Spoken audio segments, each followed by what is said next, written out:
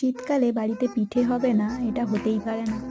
ছোটবেলায় পৌষ সংক্রান্তির দিন রাত্রিবেলা পিঠে বানানোর আসর বসতো। সবাই মিলে একসাথে বসে পিঠে বানানো হতো, মাটির ঝাড়া হাঁড়িতে করে পিঠে বসতো। এখন না আছে মাটির বাড়ি আর না আছে মাটির হাঁড়ি। এখন এই পাকার বাড়িতে বসে অ্যালুমিনিয়ামের হাঁড়িতে করেই হয়ে যায় পিঠে। আর আমাদের বাড়িতে দুধে সেদ্ধ পিঠেটা খুব একটা কেউ পছন্দ করে না, সেই জন্য বেশিরভাগ আমাদের এই ঝাল দেওয়া পুর পিঠেই বানানো হয়।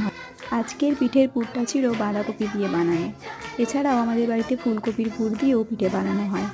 আর তোমাদের বাড়িতে কার কার বাড়িতে কী কী পুর দিয়ে পিঠে হয় কমেন্ট করে জানিও। আর এই গরম গরম হাঁড়ি থেকে নামিয়ে এই টপাটপ মুখে পুড়ে দেওয়ার মধ্যে একটা আলাদাই মজা আছে, আর তার সাথে খেজুর গুড়। এই ছিল আজকের ব্লগ। দেখা হচ্ছে নেক্সট ব্লগে, ততক্ষণ টাটা।